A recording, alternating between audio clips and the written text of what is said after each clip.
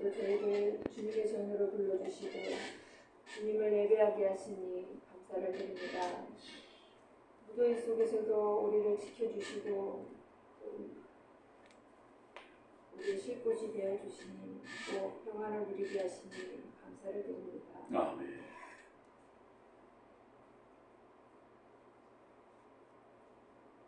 한 주간 살아오면서 아버지 앞에 주님이 주신 은혜에 감사하며 살아야 할진데 늘 마음에 정말 불만을 품고 또 낙심하며 살아갈 때가 너무도 많이 있습니다. 아버지 하나님이여 늘 날마다 주님의 은혜에 감사하며 살아갈 수 있는 힘을 다하여 주시옵소서. 또한 정말 나의 삶에 치여서 이웃을 되돌아보지 못하고 나보다 약한 사람을 정말 돌아보지 못함을 이 시간 회개하오니 아버지 용서하여 주시옵소서. 주님께서 더 큰 믿음을 허락하여 주셔서 날마다 우리 주님이 주시는 기쁨으로 살아갈 수 있게 도와주시옵소서. 정말 이 무더위에 지치고 힘들지만은 아버지 주님의 그 말씀과 기도와 찬양으로 힘을 얻어서 하루하루의 삶이 정말 이 성도로서의 삶이 아버지 정말 우리 주님이신 은혜에 가득한 삶을 살아갈 수 있도록 주님 인도하여 주시옵소서. 아멘. 아버지 하나님이여 정말 이 나라를 위해 기도합니다. 아버지 하나님 정말 이 새롭게 세워주신 그 유종자들에게 주님 지혜를 허락하여 주시옵시고 우리 주님을 두려워하게 하여 주시옵시고 자기들의 욕심보다는 정말 국민이 우선이 될 수 있는 아버지여 그런 정치를 할 수 있도록 주님 유종자들에게 지혜를 더하여 주시옵소서. 아멘. 사랑의 아버지 하나님 주님의 말씀을 들고 단에 서신 목사님을 붙들어 주시옵소서. 우리 목사님을 늘 성령님이 이끌어 주시옵시고 그 말씀을 준비하실 때부터 단위에서 말씀을 전하실 때까지 우리 성령님께서 온전히 우리 목사님을 붙들어 주시옵소서. 아멘. 오늘 이 말씀을 듣고 듣는 이들이 아버지 위로받게 하시고 힘을 얻게 하시고 정말 아버지 상처 입은 자 아버지 위로받게 하여 주시옵시고 믿음이 연약한 자 믿음이 강해져서 아버지 또 한 주간 살아갈 때에 이 말씀 생각나게 하시고 말씀으로 힘을 얻는 귀한 말씀의 시간이 될 수 있도록 우리 성령님께서 온전히 이 자리에 함께하여 주시옵소서. 아멘. 아버지께서 남은 시간도 부탁드리오며 예수님의 이름으로 기도드렸사옵나이다. 아멘. 고맙습니다. 우리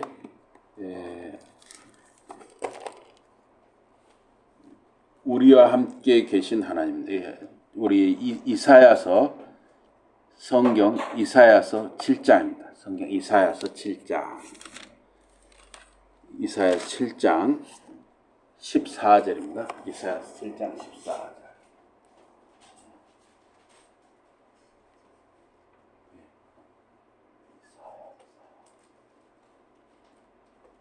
예레미야 이사야 7장 짜리시고요. 7장 14절입니다. 14절. 14절을 우리 한 목소리로 한번 읽겠습니다. 시작.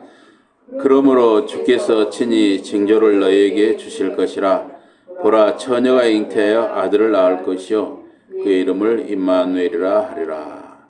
다시 한번 읽겠습니다. 같이 시작. 그러므로 주께서 친히 징조를 너희에게 주실 것이라. 보라, 처녀가 잉태하여 아들을 낳을 것이요 그의 이름을 임마누엘이라 하리라. 예, 아멘. 오늘 말씀 제목은 우리와 함께 계신 하나님입니다. 이 임마누엘이라는 말이 우리와 함께 계신 하나님이라는 뜻이에요. 임마누엘. 예.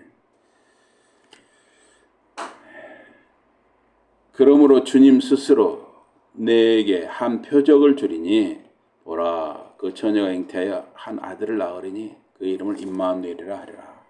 이것은 성경에서 메시아 예수님 탄생에 관한 가장 유명한 예언 중 하나입니다. 예언의 원리는 성취, 가까운 성취와 먼 성취가 있습니다. 그러니까 가까운 날에 성취되는 것, 또 먼 날에 성취되는 것. 본 구절은 이 가까운 성취와 먼 성취를 함께 말하고 있습니다. 그 아기가 악을 거부하고 선을 선택할 줄 알게 되기 전에 내가 무서워하는 그 땅과 그 다스리는 왕들이 버림당하리라. 그래서 이 북이스라엘과 이 시리아가 결국은 망하게 되거든요. 아수르 제국에 의해서 이렇게 망하게 되는데, 이 예언에 가까운 성취는 아하스와 예루살렘과 이스라엘과 시리아의 이 공격에 대한 것입니다. 그래서 이스라엘과 시리아 연합군이, 북이스라엘과 시리아 연합군이 아하스 왕이 다스리는 남유다와 유다 지역 나라, 여러 유다의 지역들, 그리고 예루살렘을 공격한 것이죠. 그래서 아하스에게 2, 3년 후에 그 원수 나라 이스라엘과 시리아가 부서지리라는 이 표적을 주십니다. 그래서 이것을 그 2, 3년 후에 이루어졌다로 보기도 하고, 또 일부 분들은 약 20년 후에 이루어지는 예언으로 해석하기도 합니다. 왜냐하면 사람이 태어나서 악을 거부하고 선을 택할 수 있으려면 20세 정도가 돼야 된다 볼 수 있기 때문에, 그래서 아기가 젖을 때고 뭐 한 2, 3살 될 때는 악을 거부하고 선을 택한다는 건 좀 무리죠. 그냥 자기 앞가림 정도 하네. 뭐 저녁에 대소변 이런 거, 대소변을 가릴 정도, 앞가림 정도는 2, 3살 지나면 이제 하기 시작하는데, 또 뭐 수저라든가 젓가락질도 이제 그때 배우기 시작하고, 그렇지만 악을 거부하고 선을 택한다 할 때는 한 20살 정도, 성년 정도가 돼야 맞는 것일 수가 있는 것이죠. 그래서 이것이 이제 아하스에 대한 구원의 표적이었습니다. 그래서 이것이 이제 즉시 성취된 것으로 생각하는데, 왕가의 어떤 젊은 여인이 바로 결혼해서 한 아들을 잉태하고 부지 중에 임마누엘이라 부른다, 이런 해석이 있습니다. 그래서 이 아기가 딱딱한 음식을 먹게 되기 전, 우리로 따지면은 엄마 젖을 떼고 또 뭐 분유 이런 거 이제 먹는 거 끊고 이제 밥을 먹기 시작하는 그런 때 이스라엘과 시리아가 패배당한다, 이렇게 해석하기도 하고, 아까 말씀드린 대로 이거는 악을 거부하고 선을 택할 줄 알 정도는 한 20년 정도 지난 뒤의 일로 보기도 하고 그런 것이죠. 그래서 임마누엘이라는 이름은 이 아하스, 유다 왕 아하스에 대한 책망이기도 했습니다. 임마누엘, 하나님 우리와 함께 하신단 말이잖아요. 만일 하나님이 우리와 함께 하신다면 왜 그가, 유다 왕 아하스가 그 적을 두려워해야 합니까? 하나의 책망의 뜻이 임마누엘에 들어있다, 이렇게 해석하는 분도 있어요. 그러므로 그 악의 표적은 모든 것을 아시고 모든 주권을 가진 하나님께서 그 상황을 완전히 장악하시고 그 상황을 다스리시는 하나님께서 그 왕, 유다 왕의 아하스의 믿음 없음을 꾸짖는 것이에요. 그래서 아하스는 유다 왕이었지만은 악한 왕이었고, 하나님을 섬기기보다 우상을 섬기면서 살았던 왕이었습니다. 이 아하스라는 사람은 믿음이 없었던 것이죠. 보라, 그 처녀가 잉태하여 한 아들을 낳으리라. 이 예언의 궁극적인 성취, 먼 성취는 아하스 당시를 넘어선 것으로, 이제 예수 그리스도 약 700년 후에, 아하스 당시로부터 약 700년 후에 예수 그리스도의 이적적인 이 처녀 탄생, 처녀 출생을 알리는 것입니다. 이 구절은 예수님에 대한 것입니다. 왜냐하면 성령께서 마태를 통해 말하기 때문입니다. 그래서 마태복음 1장 23절에 보니까 보라, 그 처녀가 아기를 잉태하리라. 그리고 한 아들을 낳으리라. 그리고 그들이 그의 이름을 임마누엘이라 부르리라. 번역하면 하나님이 우리와 함께 하신다, 우리와 함께 하시는 하나님. 그래서 이 구절은 예수님에 대한 것인데 그 예언은 아하스 왕, 유다 왕 아하스 당시뿐만 아니라 다윗 집 전체, 다윗 왕가 전체에 대한 그 예언이 있다 하는 것이죠. 그래서 처녀가 잉태한다는 말은 다윗 집, 다윗 전체 가문에 대한 것이고 그 다윗 자손으로 오시는 예수님에 대한 예언이라는 것입니다. 그래서 히브리어에서 처녀란 말 또는 젊은 여인이란 말을 알마라는 단어를 씁니다. 알마. 이 알마라는 단어로 인해서 굉장히 해석이 여러 가지예요. 알마를 그냥 처녀로 보기도 하고 젊은 여인으로 보기도 하는데 이 알마라는 단어를 젊은 여인이라는 단어를 썼기 때문에 예수님의 이 처녀 탄생, 동정녀 탄생을 부정하는 자들이 있어요. 예수님이 구주시라는, 우리의 주님이시라는 것을 믿지 않는 유대인들도 그런 사람들 중에 들어갑니다. 그래서 이 사람들 주장, 예수님이 주님이라는 걸 믿지 않는 일부 유대인들 주장은 이 처녀가 아니라 단순히 젊은 여인이 아기를 잉태하고 출산할 것이라고 이사야가 말한 것이다. 이렇게 유대인 일부 예수님을 안 믿는 유대인들이 이런 주장을 해요. 또 이제 그 예수님을 잘 믿지 않는 그런 그 일부 학자들도 그렇게 주장을 하기도 합니다. 그래서 가까운 성취는 젊은 여인이 출산할 것이라는 것이고 궁극적인 성취, 먼 성취, 약 700년 후에 이루어지는 성취는 한 여인이 이적적으로 잉태하여 출산할 것이라는 말입니다.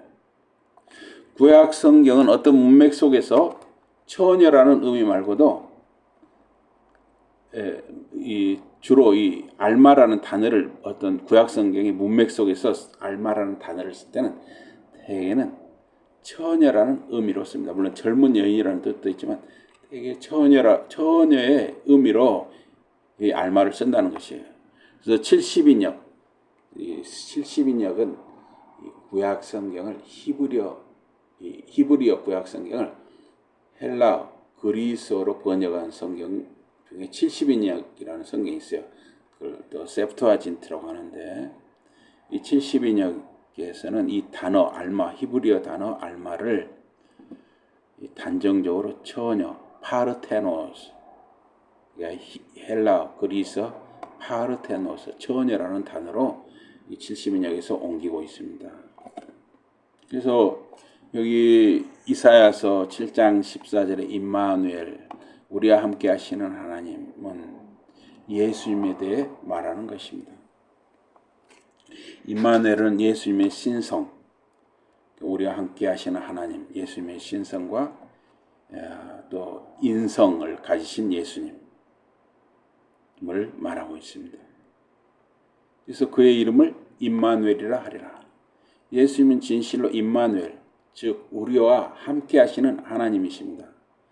그러므로 그는 우리와 함께 하시는 하나님, 우리에게 연합된 하나님이 바로 우리 주님 예수님이십니다. 그래서 하나님 아닌 인간에게 임마누엘이란 말을 쓸 수가 없는 것이죠. 그것은 하나님의 힘, 즉 그의 종을 드러내시는 것뿐만 아니라 인성의 연합, 신성과 인성의 연합, 즉 그리스도께서 신인이 되신 것입니다. 그러니까 예수 그리스도 안에는 신성과 인성이 같이 들어있잖아요.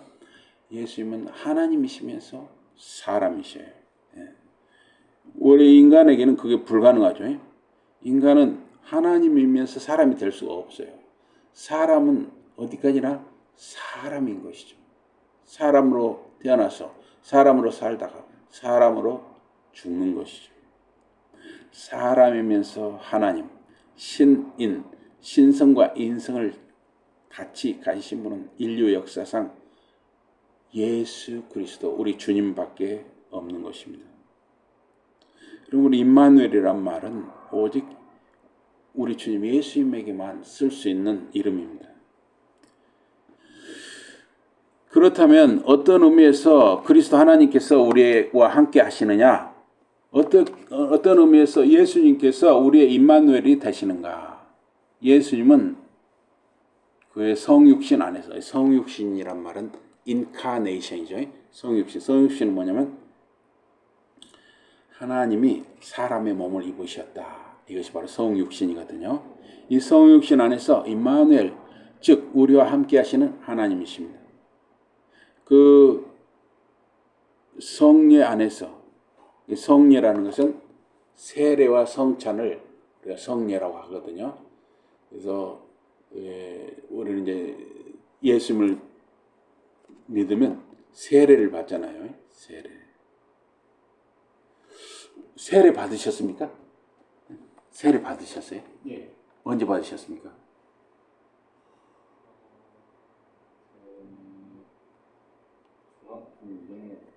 중학교 다닐 때 세례 받으셨어요? 대전에서 받으셨어요? 예, 감사합니다.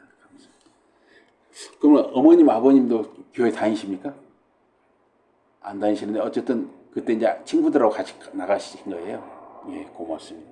세례를 받으셨구만요. 그래서 그 세례는 뭐냐면 예수님이 나의 주님이라는 걸 믿고 고백할 때 우리가 세례를 받잖아요. 예, 그걸 세례라고. 성찬에 대해서도, 성찬식도 참여해 보셨습니까?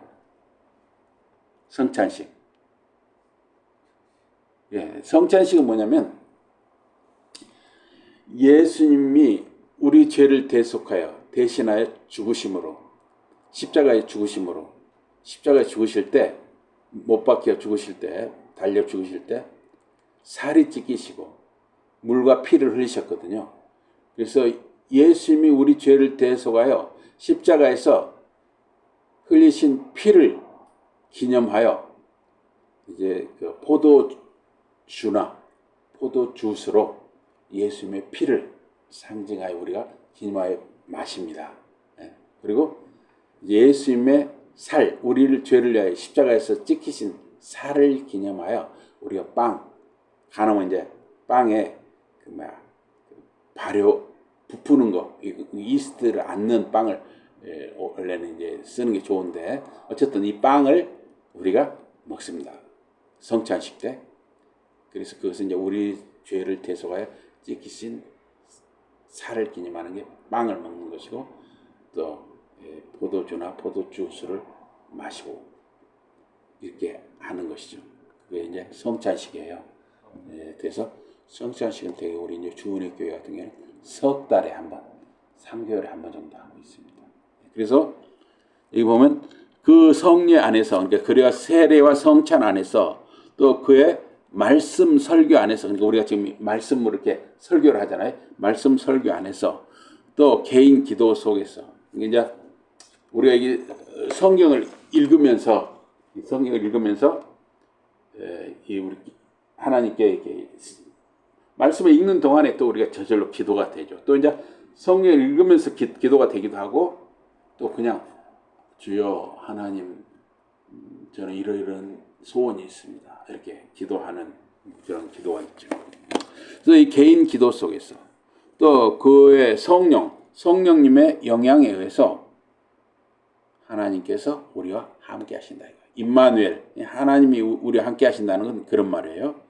세례와 성찬을 통해서 우리와 함께 하시고, 또 이 말씀 설교하는, 지금 이 예배, 말씀 설교하는 이걸 통해서 지금 우리와 함께 하시고, 또 여러분과 저의 개인 기도 속에서 여러분의 가정, 기도라는 것은 어디에서나 할 수 있는 거예요. 운전하면서도 기도할 수, 주여 해도 기도죠. 또 우리가 식사를 하면서 감사합니다. 역시 기도예요.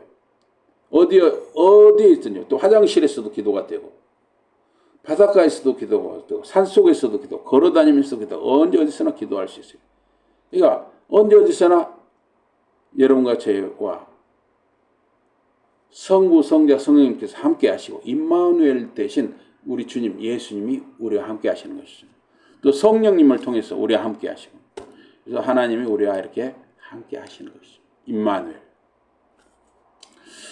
그리고 우리가 그의 이름으로 시작하고 지속하고 끝내는 여러분과 제 삶의 모든 행위를 통해서 먹고 마시는 것부터 뭐 입고 자고 씻고 잠자고 하는 모든 것까지 또 우리가 뭐 이렇게 직장 생활하는 것까지 다 모든 과정을 통해서 하나님께서 여러분과 저와 함께 하신다 하는 것입니다. 그게 임마누엘이에요. 그래서 임마누엘이라는 말은 우리 예수님께 하나님의 아들 예수님께 또 쓰실 수 있지만 성부 성자 성령 하나님이 아버지 하나님 또 성자 예수님 성령 하나님 성부 성자 성령 하나님께 다 임마누엘 할 수 있는 것이죠.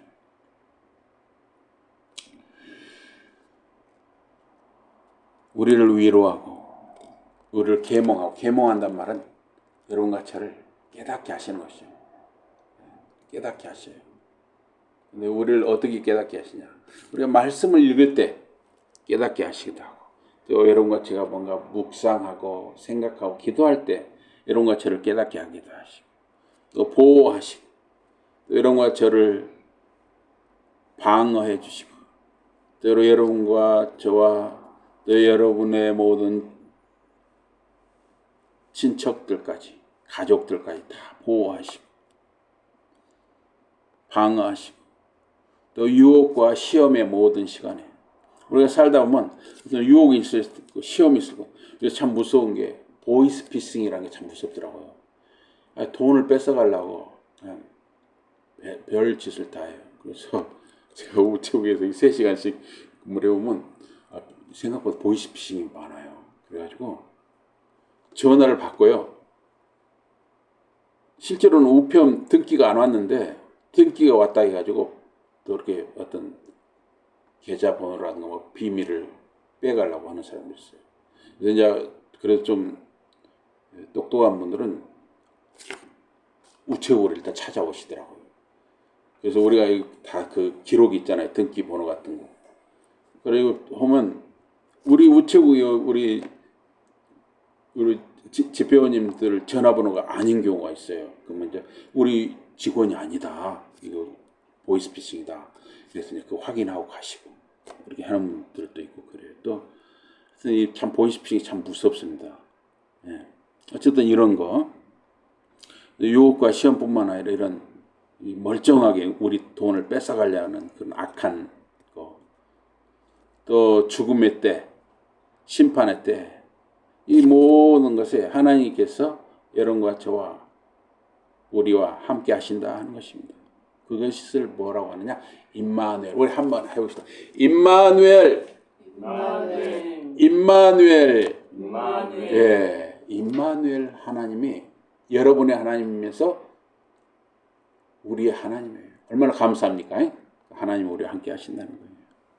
그래서 한 일주일 전에는 어떤 아주머니가 말입니다. 한 60쯤 돼 보이시는데 진짜 얼굴이 그냥 죽을 상이 돼가지고 2층 오셨는데 계속 찾아가라는 게 뭘 찾아가냐면 무슨 국민은행이니 뭐 우리은행이니 이런 데서 무슨 그 고객 무슨 정보 확인 서비스가 뭐 그런 등기가 계속 오는 거예요. 그게 뭐냐면 이 휴대폰에서 뭐 문자를 잘못 눌렀는데 그게 인터넷 주소 있죠. 절대 여러분 그거 누르시면 안 됩니다. 바로 지우셔야 돼요. 인터넷 주소 그걸 눌렀는데 문자 요새는 무슨 누가 돌아가셨다 해갖고 인터넷 주소 문자 이런 것도 함부로 누르면 안 돼요. 그래서 저도 일주일에 누가 돌아가셨다고 해서 인터넷 주소가 왔어요.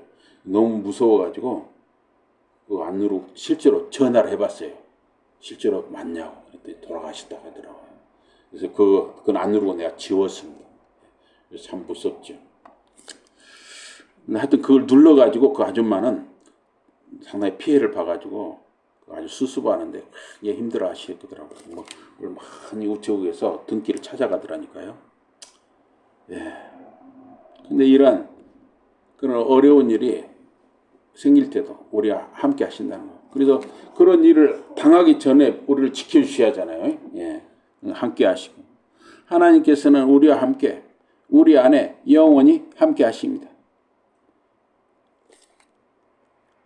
이사야 7장 14절 그러므로 주께서 손수 내게 한 표적을 주리라. 이 유다왕 아하스는 이 주님께서 제안한 그 표적을 거부했죠.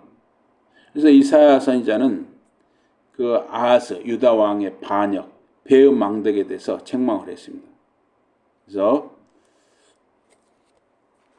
보라 한 처녀가 잉태하리라. 이거는 참 이 아까 말씀드린 대로 해석이 참 여러 가지가 많은데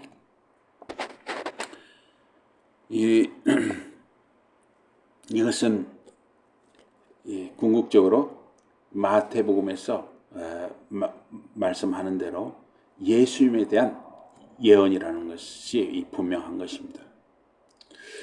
그래서 임마누엘이라는 이름은 어떤 인간에게 적용될 수가 없다는 것이에요. 오직 하나님의 아들, 하나님이면서 사람의 몸을 입으신 예수님에게 이 임마누엘이라는 이름을 붙이는 것이 가장 합리적이고 적당하다 하는 것입니다.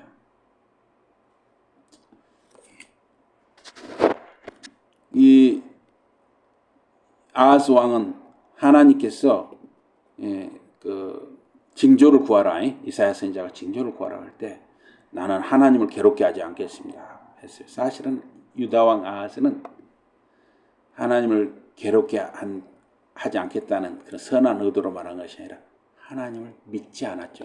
하나님을 믿지 않았기 때문에 아하스는 이사야 선지자가 하나님께 징조를 구하시오 할 때 그걸 거부했던 것입니다. 하나님을 믿지 않았어요. 그래서 이 바울은 이 고린도후서 1장 20절 말씀을 인용해서 그리스도 안에서 하나님의 약속은 모두 아멘입니다. 그랬어요. 그리스도 안에서 하나님의 약속은 모두 예입니다. 그렇게 바울은 고린도후서 1장 20절에서 말씀했습니다. 그런데 하나님께서는 구약 백성, 구약시대 백성을 도우실 때마다 그리스도를 통해서 그들을 자기 자신과 화목케 하셨습니다.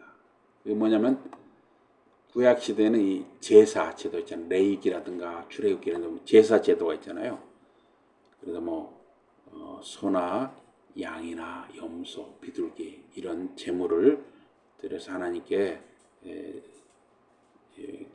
제물을 드리고 화목 제물을 드리게 하셨는데 그거 뭐냐면 그 제물은 사실은 무엇을 예표하고 상징하냐면 오실 예수님, 사람의 몸으로 오신 예수님이 우리의 죄, 여러분과 저의 죄를 대속하여 십자가에 죽으실 것을 예표해서 구약 백성들에게 하나님께서 소나 양이나 염소, 비둘기 이 구별된 짐승을 잡아서 제사 드리도록 했어요. 화목 제물이죠. 화목 제물. 이래서 결국은 구약 시대에도 그리스도를 통해서 하나님이 하나님 백성과 하나님 사이에 화목을 이루도록 하시고 그리고 자기 백성들을 하나님이 도와주셨다 하는 것입니다. 그래서 우리 구약 시대도 그렇고 신약 시대도 그리고 세 가지 재앙이 항상 우리에게 있는 것이죠. 기근, 그러니까 이거는 이제 역병, 전쟁, 되게 세 가지.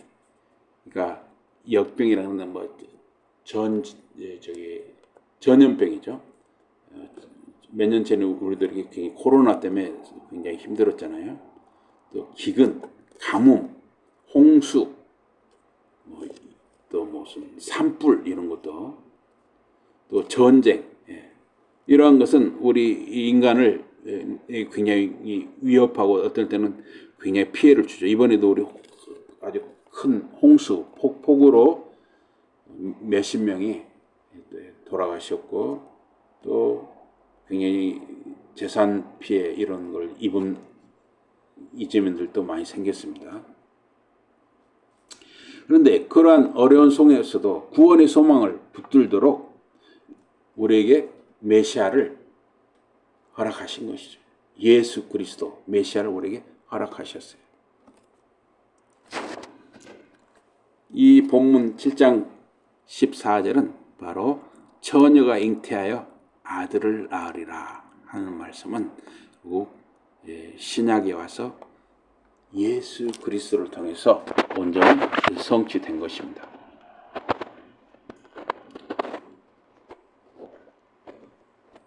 하나님께서는 아브라함을 통해서 언약을 맺으셨어요.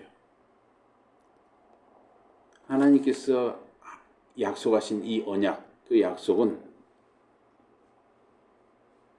변함이 없어요. 사람 말이면 서로 약속을 하면 물론 요새는 대부분 잘 지키지만은 약속이 깨지는 수도 많잖아요.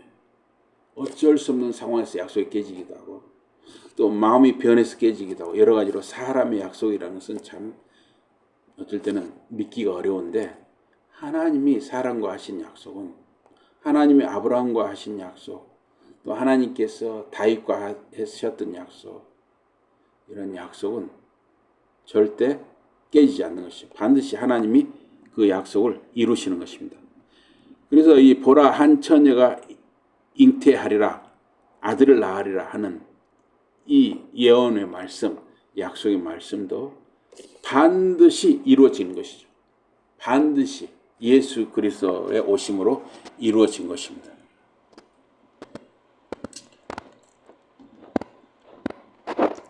디모데전서 3장 16절을 보니까 의심할 여지도 없이 우리가 믿는 이 심오한 진리는 참으로 위대한 것인데 그분은 그러니까 예수님은 인간의 몸으로 이 세상에 오셨고 성령이 예수님의 본성을 입증하셨고 천사들이 그분을 배웠습니다.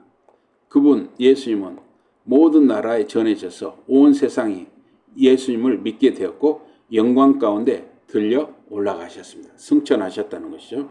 그래서 예수님은 하나님 보좌 우편에서 지금도 여러분과 저를 위해서 기도하고 계시는 것이죠. 중보기도 해주시는 분이에요. 그래서 아버지에게는 아기에게 이름을 지어줄 권리가 주어지는데 처녀가 잉태하여 아들을 낳으리라. 그래서 이 임마누엘이라는 이름은 어머니가 아들에게 이름을 주는 거예요. 그런데 대개 구약시대 특히 이 유대인들은 아버지가 자식이 태어나면 아버지가 자녀에게 이름을 지어줘요. 그러나 여기서 임마누엘이라는 이름은 어머니가 아들에게 임마누엘이라는 이름을 주는 것이에요. 왜냐하면 이 처녀 마리아는 성령을 통해서 인간 아버지가 아니라 성령님을 통해서 오셨기 때문이죠. 그래서 임마누엘은 하나님의 권능을 담고 있습니다. 그래서 하나님께서는 자기의 종들을 통해서 자신의 권능을 드러내십니다. 모세라든가 여호수아라든가 다윗이라든가 또 신약시대는 사도 바울이라든가 베드로라든가 이런 종들을 통해서 하나님의 권능을 드러내십니다. 그리스도께서는 신인 양성 하나님에서 사람 그러니까 신성과 인성을 지니신 임마누엘 즉 우리와 함께 계신 하나님이세요. 그래서 선지자 이사야는 보라 처녀가 잉태하여 아들을 낳을 것이고 그 이름을 임마누엘이라 하리라 했을 때 우리 인간의 상식과 지식으로는 또 인간의 능력으로는 도저히 알 수 없는 신비를 하나님께서는 이사야 선지자를 통해서 말하게 하신 것입니다. 그러나 이 나사렛 예수를 믿지 않는 사람들 또 일부 유대인들은 그 신비를 감추고자 헛수고하는 것입니다. 그래서 이 표징 보라 처녀가 잉태하여 아들을 낳으리라 그 이름을 임마누엘이라 할 때 이 표징은 그 표징 구하기를 거부한 아하스라는 한 개인 왕에게 주은 것이 아니라 다윗 왕가에 주신 것입니다. 그래서 예수님이 다윗의 자손으로 오신 예수님이잖아요. 다윗 집은 이스라엘과 시리아 동맹군에 의해 잘려지고 소멸될 큰 위험에 처해 있었습니다. 아하스 왕 때, 유다 아하스 왕 때.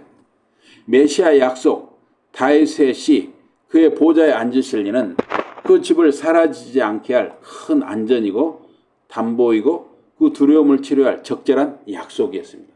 그래서 그 메시아 약속을 이사야 선지자를 통해서 주신 것입니다.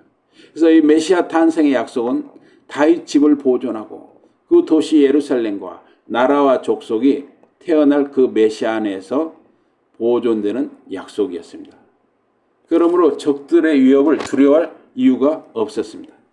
그 메시아 처녀 엄마가 그의 이름을 임마누엘, 우리와 함께 하시는 하나님이라 부를 것이라는 것입니다.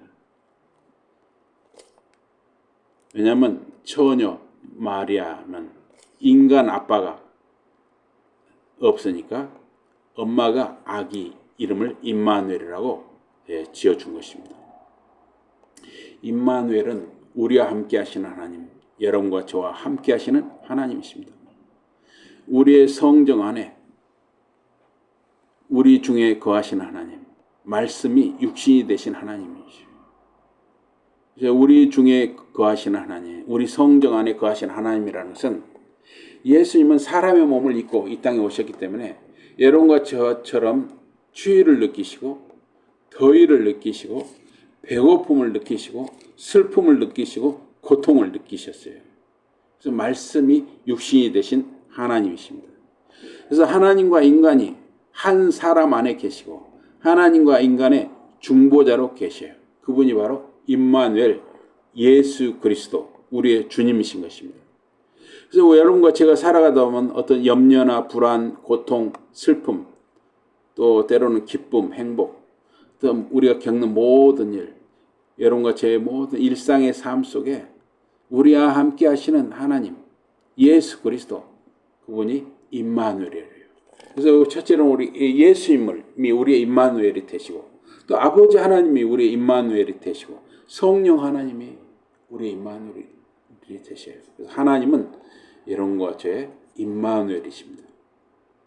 그래서 예수 그리스도 안에서 우리 예수 그리스도를 마음에 모시고 예수 그리스도 안에서 살아가게 될 때 우리는 어떤 고통 가운데서도 평강을 누릴 수가 있고 슬픔 가운데에서도 소망을 누릴 수가 있고 또 기쁨을 가질 수가 있어요. 우리가 기쁨하면 예수님을 믿지 않는 사람들, 이 믿음이 없는 분들은 어떻게 생각하냐면 기쁜 일이 있어야 기쁜 것이고 슬픈 일이 있으면 슬픈 것이고 고통이 있으면 고통이 있는 것이지. 이 성경에 보면 그런 말씀 있잖아요. 항상 기뻐하라. 항상 기뻐하라 그랬잖아요. 어떻게 항상 기뻐할 수 있느냐?